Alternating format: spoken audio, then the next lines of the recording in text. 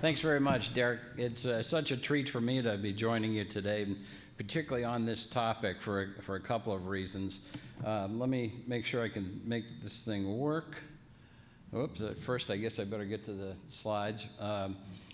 Derek indicated I'm New Hampshire's representative on the NRECA board. I'm particularly glad to be here because I've become so fond over the years of the Minnesota co-op community. You have one of the leading G&Ts in the country, I think, in Great River, and you're certainly well served on the NRECA board by one of the most respected directors in Ron Schwatow. So it's doubly nice for me to be here as one of you. My entire adult life, I've always paid an electric bill to a co-op. Only rarely in special circumstances have I had to do so to an IOU. And that was in addition to instead of.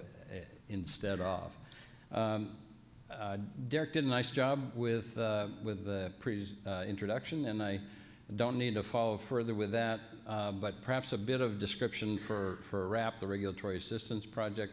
We're a 25-year-old nonprofit, nonpartisan, non-advocacy. We don't intervene in dockets. We just, I like to characterize us as a group of veteran regulators, mostly PUC, a few environmental. I came out of the latter side of the coin. I ran air quality programs in New Hampshire for several years.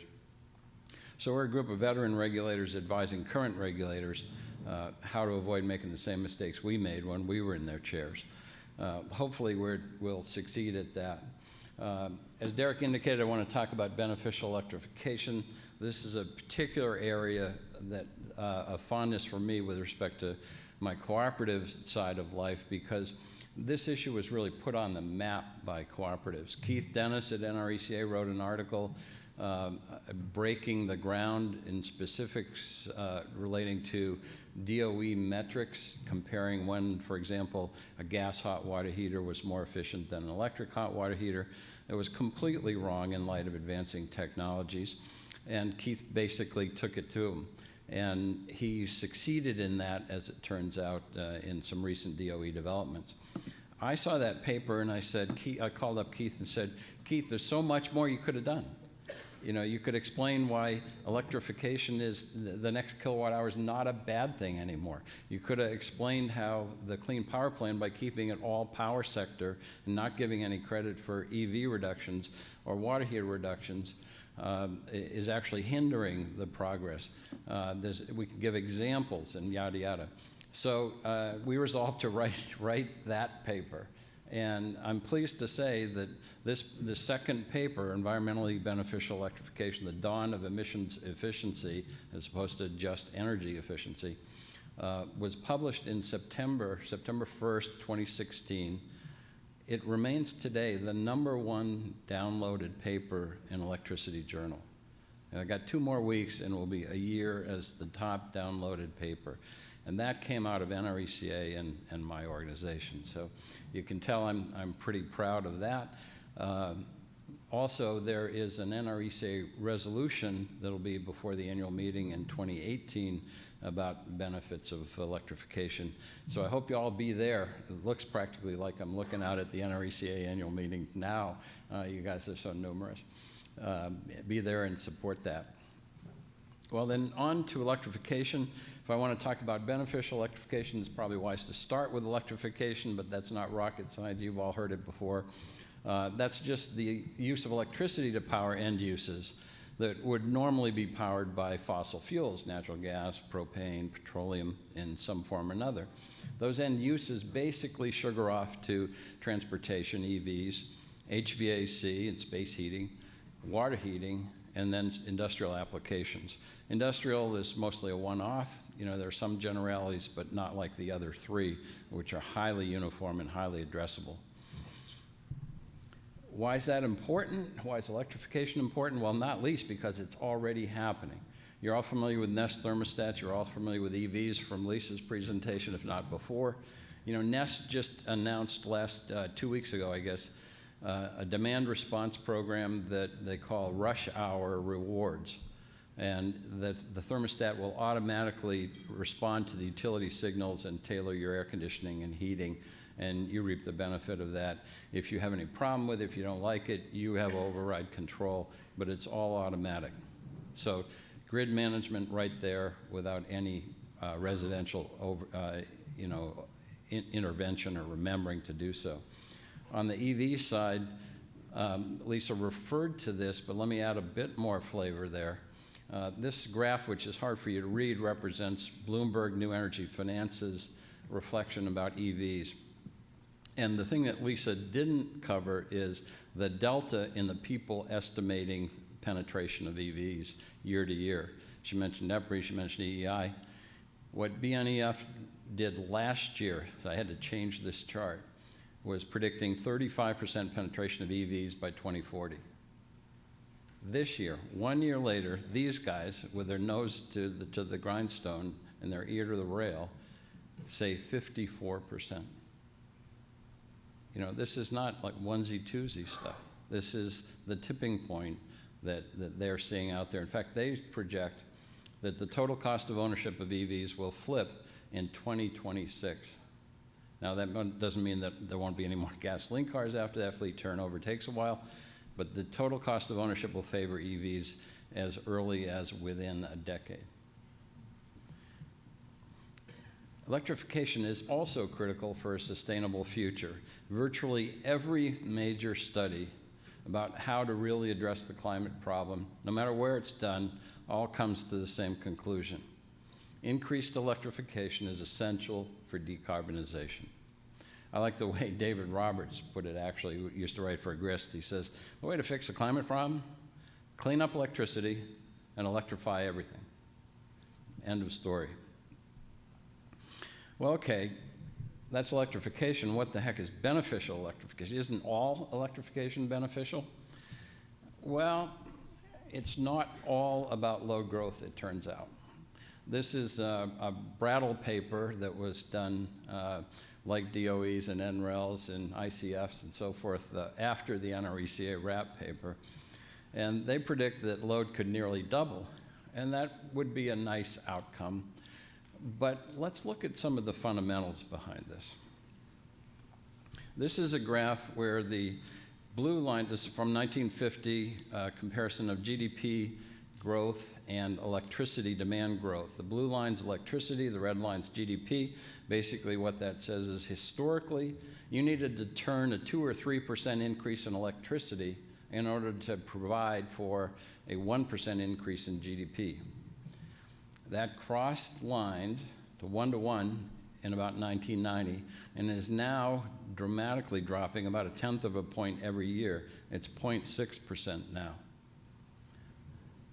This is not a good curve to have your business rest on. What's more, the economy and energy and carbon along with it have essentially decoupled. This red line is GDP growth. The blue line is energy. And then the rest is carbon and some ratios. So that's been flat. Energy's been flat for about the last 2 decades. Now, if you look at electrification as being load growth, you might get a bump in that. But it's still flat. And flatlining is as good for co-ops and utilities in general as it is for humans. That's not what we want to see on our EKG. Instead, beneficial electrification helps position co-ops for the future. And it does so in 3 ways. The first is by saving members money, and that's over the long term, and providing the opportunity to offer more services to them. This is the long term. This is including appliance costs, incentive costs, the whole shebang. Not just, you know, you're going in with a subsidy kind of thing. The second thing is it reduces environmental impacts. By that we mean that a project represents beneficial electrification if the marginal emissions are less after you do it than they were before you did it. That didn't say that they're in the power sector. They could be in the transportation sector or the housing sector. And the third criteria is that it enables better grid management. And of course, as you would expect, that means that the utility can actually control some of that load, that newly electrified load, and or the member or customers in general can participate in load shaping based on price signals or whatever else. So with those three criteria, we think we have beneficial electrification. Let's look at a couple of examples. I'll focus on grid-integrated water heating because that's something that Minnesota, and I mentioned Great River, has been a particular leader on. Water heaters only need to run a couple hours a day. They can be controlled into the low cost and low emission hours of the day. There are a couple of options. There are resistance hot water heaters like we used forever and have controlled in the co-op community for most of forever. Or, of course, we're now moving to heat pumps that are even far more efficient. Importantly, these devices can also provide ancillary services, as I'll show you in a moment. And then similar options to this exist for EVs and space heating as well. Water heater loads are really easy to spot. This is a 24-hour load curve, load shape for residents. Those 4 or 5 kilowatt spikes are all the water heater kicking in to make up for either cooling off or use of hot water. Those spikes could obviously be concentrated into that green area, which is the PV system on this house, or into the night hours when wind is blowing most strongly. It doesn't have to be in the hours in that intermittent form. And there's no need to run out of hot water. This can all be managed. This is a graph of a hot water heater charging, showing kilowatt hours on the left that are stored in that hot water, and then the hours of the day on the x-axis. And you can see that charging it up in the morning for morning use, consumes that hot water in the blue in the early morning hours. Charging it up when the sun is out in the mid and late afternoon prepares for the peak when you come home and start using hot water, and it drops back down. But note, rarely does the charge on the hot water heater go below half. So you're not going to run out of hot water if the charging is tailored properly. And as I said, they can also provide ancillary services. This is a graph of a couple of hours of a signal from PJM for ancillary service requests, and matching that is water heater consumption during that time. The PJM signal is red and the water heater consumption is blue. If you are only seeing purple, you're right. That's how closely water heater load can be matched to ancillary service demand from balancing agencies.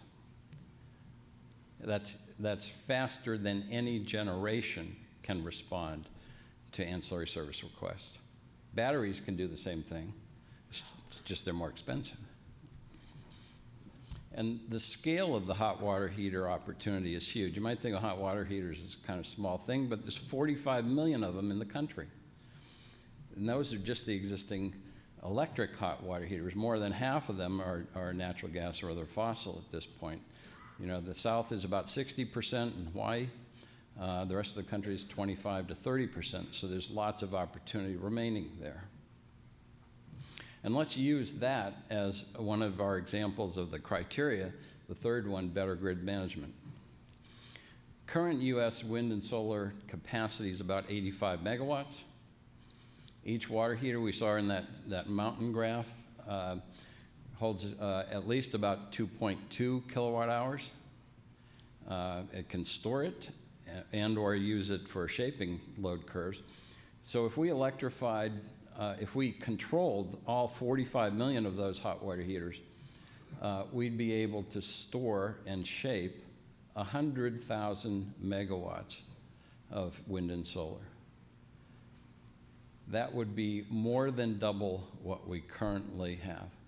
So if we're worried about grid integration of renewables and what do we do, the sun is driving prices low at this point, we need somewhere to park this energy because we can't store it. Yes, we can store it. We can store it in our water heaters to the tune of double what we're doing now. No need to be afraid. And that's before we touch the 66 million fossil water heaters, which could be another 140,000 megawatts. What an opportunity. The second criteria was environmental benefits. Let's look at an example of oil space heat to a heat pump and the relative CO2. CO2 is a good metric. If you had a home that used 600 gallons a year, that's about 80 million BTUs, about 75% efficient, means that 60 million BTUs are going into heating. That translates to about 6.4 tons of CO2 for your house. But if you have a heat pump instead, the 60 million BTUs of heating come in at 6,000 kilowatt hours. If you have 100% coal, that's 6 tons. You're already marginally lower. And if you have 100% natural gas, that would be 2.4 tons. Obviously, of your system mix, it would be in between those two. So we certainly meet the test in terms of emissions when we beneficially electrify from heating oil. And perhaps the most important, the leading criteria was the member costs and services. Let's use the same example there, oil space heat to a heat pump for space heating, and talk about costs. Running out of battery? Oh, there we go. If you have that same heating oil, 600 gallons a year at $3 a gallon, that's $1,800 a year. If you're using a heat pump for the same 6,000 kilowatt hours a year to say 12 cents, that's $720 a year, saving you over $1,000 a year. That's a lower cost to your members and a 3 to 6 year payback. So that passes the test too. So that's certainly beneficial electrification. Well, there's the question of how do you measure beneficial electrification, and I want to be sure to indicate that this is a work in progress, right? This is brand new as of a year ago, so we're still working on that, but we have some insights. The first is to distinguish between energy efficiency. You know, we clearly have to change the culture that the next kilowatt hour is a bad kilowatt hour. But at the same time, we do have to respect energy efficiency. We don't want to develop anything any less efficient than it can be, because then we're just wasting money. So energy efficiency is important, but beneficial electrification is also important, and they're different. Specifically, on energy efficiency, the goal is to use fewer kilowatt hours to do a task. With beneficial electrification, we want to use fewer joules. We're using less gasoline, less natural gas, fewer joules of energy. But we're doing so by using more kilowatt hours. We think a good metric to summarize this is simply to look at the carbon impacts. And we termed the way to measure that to look at something new called emissions efficiency, and that's why that was in the title of the paper. Instead of energy efficiency, let's look at emissions efficiency. And we had to contract that in the spirit of negative watts to negawatts to emissioncy. So forgive us for that corniness, but it's actually already gotten more traction than we ever expected it really would. So we talk about emissioncy being the total CO2 that's emitted as a result of a project versus the alternatives. The nice thing about this is that the electric grid is getting cleaner and cleaner by the year. And it's no shock to you, I know, but it's still kind of shocking to see it in pictures. This is from EIA, Energy Information Administration. You can see the industries there, transportation, the commercial sector, residential, transportation, industrial, and us being the yellow line. They all trend slightly downward, but over the last 10 years, the electric power industry is not quite nosediving, but it's a dramatic decline in the carbon intensity of the sector, the only one. What that means is that devices that are beneficially electrified keep getting cleaner as the grid gets cleaner. They don't stay the same. If you look at this chart from our friends at Exergy Consulting, if you have emissioncy on the left as the y-axis and time on the x-axis, a natural gas hot water heater is going to stay with the same level of emissions over its entire life. Whereas an electric resistance hot water heater will get cleaner and cleaner because the fuel that is supplying it is getting cleaner and cleaner. So it will start wherever it starts, maybe even higher if you have a 100% coal system to start with, but it'll drop and drop and drop over time until it's cleaner than the gas option.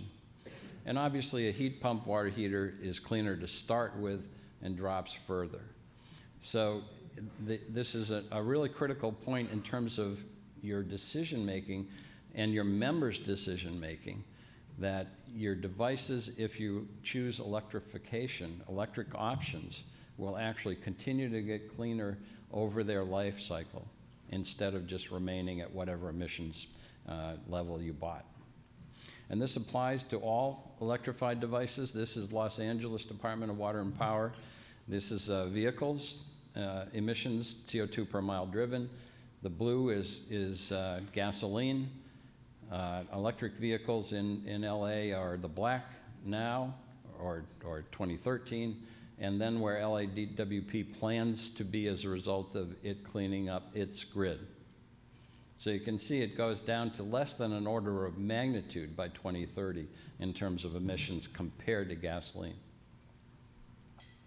And we're not done. You know, we're still inventing new technologies. Here's an interesting one. That picture is a prototype from DOE of a ultrasonic clothes dryer. It basically shakes the water out of the clothes, which is better for the clothes perspective as well as the energy perspective. LADWP's numbers on that would be the electric dryer is on the left, and you see how it's improving. The gas dryer, as we said, stays the same. And then the ultrasonic dryer is vastly cleaner even than the electric at 2030. Just amazing stuff that will happen. For now, though, you have to be a little careful about emissions heat because it depends on the fuel mix of the electric utility where you're talking about electrifying. This I don't expect you to read, but I trust that MREA will provide the slides to everybody, so I wanted you to have it as a reference. And what it shows is the green is a good beneficial electrification opportunity right now today. The yellow is about a wash, so yes, go ahead and do it. And the red is be careful, don't electrify quite yet. Red is where the carbon emissions of making the change, say moving from a gas hot water heater to a resistance hot water heater in a 100% coal system is actually increasing emissions. And the same applies in the case of that example, which is about the middle of your chart. For a 50% mix system and even 100% natural gas combined cycle turbine. It's only when you get to more renewables as well as the combined cycle natural gas that that option becomes beneficial. So think about it, look at the numbers, but basically you see a lot of green there. Those are opportunities today, and as I said, things are improving. Now, one of the benefits of beneficial electrification is not just, as we said, the load growth, but how it positions co-ops for a better future, a future more aligned to the power sector transformation that's already underway. Let's look at some of that. There are at least four disruptive forces transforming electricity today. Sorry about the clicker here. One of those is the grid data explosion, synchrophasers and smart meters and so forth. So we have all kinds of data now. A second is the renewable energy explosion that we're seeing. We're about at grid parity now with solar, and you all know about wind better than anybody else in the country. There's also heat pumps, which are taking off as a space heating option and water heating options. And of course, EVs, and since they run on batteries, the larger issue of storage itself. Two of these are items we just talked about in terms of beneficial electrification opportunities. And the third, the renewables opportunity, is made better by the grid management that beneficial electrification allows. And what's more is all of those talk to each other. So there are information enabling and network enabling effects that result from these as well. And they're all exponential. That means they're happening really fast. What the information enabling does is think in terms of Uber or Lyft, right? They didn't succeed by providing better cars than taxis. They succeeded because they were lower cost and more available. Airbnb, the same thing. They didn't provide better rooms, but they became the world's largest hotel in terms of rooms leased on a given night by information enabling, by digitization. That's what's happening in energy. That's why hang on to your hat, because things are going to get fast quickly. Think it can't happen here? It already is. The Brooklyn microgrid project is actually having transactions between prosumers in an example of transactive energy. That's the kind of grid that we're looking at going forward. So be prepared. What beneficial electrification does is offer a window of opportunity, not only through the load growth that'll keep you going while you're still wedded to a kilowatt hours throughput business model, but also in a couple of other respects. One is that it allows you to get closer to your members with segmentation and outreach and new services. You can focus on energy efficiency. Yes, it does remain important, and focus on the DERs that they want or how they want them or backup, whatever.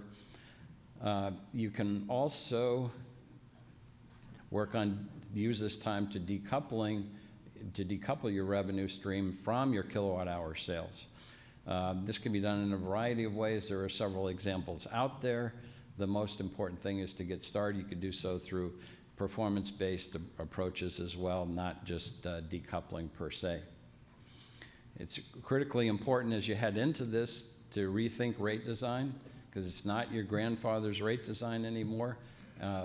Lisa mentioned demand charges with electric vehicles. Southern California Edison just submitted a 5-year EV charging rate plan that did not have demand charges, that excluded demand charges for this reason, to increase penetration, to increase electrification. That's the kind of innovative thinking that should probably apply to all of us. And it's not as simple as just jacking up your fixed charges. And then use this time to get going on your distribution system planning, learn your system like the back of your hand in terms of what would be good circuits for beneficial electrification opportunities, for renewable penetration, for DERs, so forth. And get to work on the analytics, the transactive energy, most importantly, management of demand. Think about it. For 100 years, we've managed supply. We're now on the verge of being able to manage demand. And we can do it now. It's just the technologies aren't widely penetrated. There isn't a chip in every refrigerator yet. When we can manage demand and we can manage supply, that sounds perilously close to a market. If it's a market, what do we need regulators for? So this is an existential question for a lot of our industry. I mentioned fixed charges. This is an example of the landline phone companies, which succeeded in the 1990s of getting FTC to agree to increase their fixed charges from $6 to $30. I don't know about you, but I don't think that graph demonstrates success. Okay, well, maybe we should use something more akin to the cable model. This is cable TV subscribers in the US. And for the last 10 years or so, you can see that that's all been heading south as well. So I don't think you want to stay with the throughput model. I don't think you want to just jack your fixed charges. We really need to be rethinking rate design. And what's worse, there's not a lot of time. Some of you may have seen this before. I borrowed it. This is Fifth Avenue in New York City in Easter 1900. It's a little hard to see, I'm sure, but there aren't many automobiles in that picture. This is Easter, New York City on Park Ave, 1913, just 13 years later. You're pretty hard pressed to find any horses in that picture. A complete rewrite of that whole sector of our lives, at least as measured in New York. It kind of begs the question, how much of our energy infrastructure will be stranded, will be obsolete in 13 years? And what are our decision-making considerations at this point about what could happen in terms of the investment decisions we're contemplating, the new plants, the new pipelines, and so forth? There's no right answer to that. There's no answer that applies universally. but it does suggest proceed with caution. Another example, a more recent one, is telephony. We all grew up with these. Now, you note, most of us probably grew up with a rotary dial, but I didn't even want to insult and go that far back. But what has changed not only telephony, but indeed our lives, our society, and the Apple iPhone, as many of you no doubt know, in June celebrated its 10th anniversary. So you don't think things can change well within the lifetimes of the assets we're talking about, and our members depend on us to be fiduciaries in governing and in spending. Think again, because this is what's happening with digitization. I talked with Derek at some length about Minnesota's CIP program, and I think MREA has been really wise in convening you all and to consider what kind of recommendations should be made to the legislature for revisions to that program. I hope that's already come through in some of the suggestions that I've offered about the need for change. And I think there are multiple ways you can approach this. You know, in a lot of states, the usual way would be to let's fight that. You know, let's lobby for a weakening or an elimination of the CIP. I think there might be a better approach that you are doing a lot already, which can stand in your stead in this regard. Let's look at what the benefits of the CIP are as designed by the legislature. Those were 6 items, at least as listed on Commerce's website. Improved awareness and adoption of energy-efficient technologies. We just covered a few of those. Reduced energy costs for Minnesota households and businesses. That was one of our criteria. Increased profitability comes when you reduce costs, at least if you can keep pricing the same. Deferring costly utility investments. We just talked about our fiduciary responsibility to members. Decreased carbon dioxide emissions were one of the criteria, at least part of one, and conserved resources falls directly out of that as well. So I think you are meeting and will meet with beneficial electrification these tests. I think that the legislature will be receptive to that argument if you come in, keep data on efficiency, keep data on emissioncy, keep data on DER penetration and renewables integration, and other analytics about your members, and make that case to policymakers, and I think you'll probably be welcome with open arms. Perhaps the best reason, and I'll conclude with this, for co-ops to pursue beneficial electrification is we serve a higher purpose. We have members, we don't have customers. You all know that. But you also know that our grandparents didn't play defense. They didn't try to fight change every step of the way. They played offense and electrified rural America. Today we're talking about another electrification. This is familiar ground for us. Just we're not talking about electrifying geography anymore. We're talking about electrifying end uses. We're still talking about quality of life, reducing costs, and future generations. I may have a couple of minutes for questions if Derek or Allison don't give me the hook, and if so, I'm glad to handle whatever I can. Thank you for your time and attention.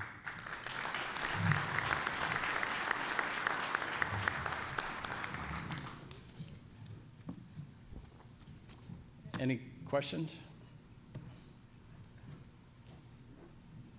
You always need that first question, you know, break the ice. I'm sorry, we got one more?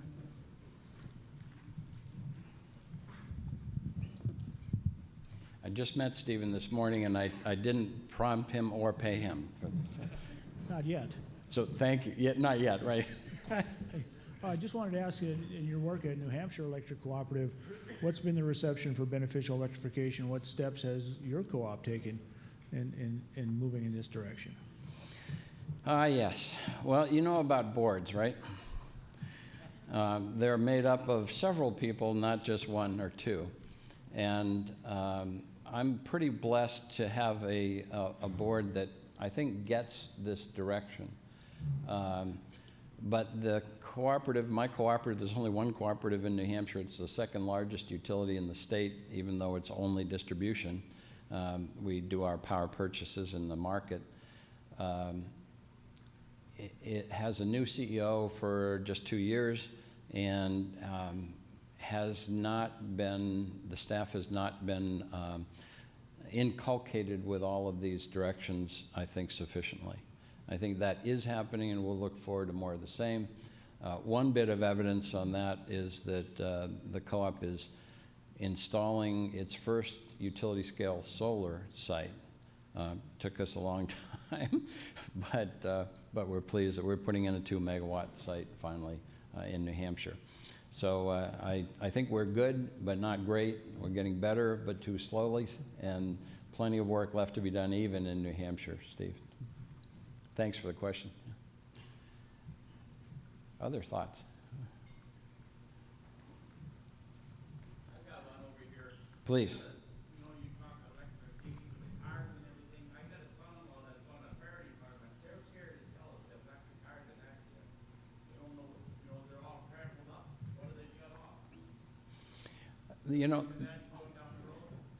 that's a good question, and I hope the electrical engineers at Tesla and GM and so forth are keeping that in mind. I don't actually know the answer to that. What I would tell you, though, is the prevalence of accidents, at least in cars with the sensors like Tesla, are actually dramatically lower, so much lower that the insurance rates for them, despite being an $80,000 or $90,000 car, are about the same as your car and mine.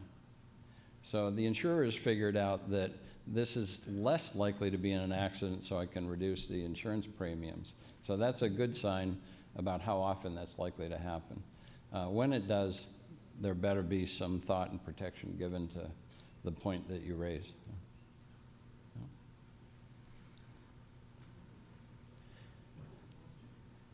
Sorry? Is there one, did I hear one over here? Oh, I'm sorry, yeah. I didn't repeat the question, so much of the audience couldn't hear it. My apologies.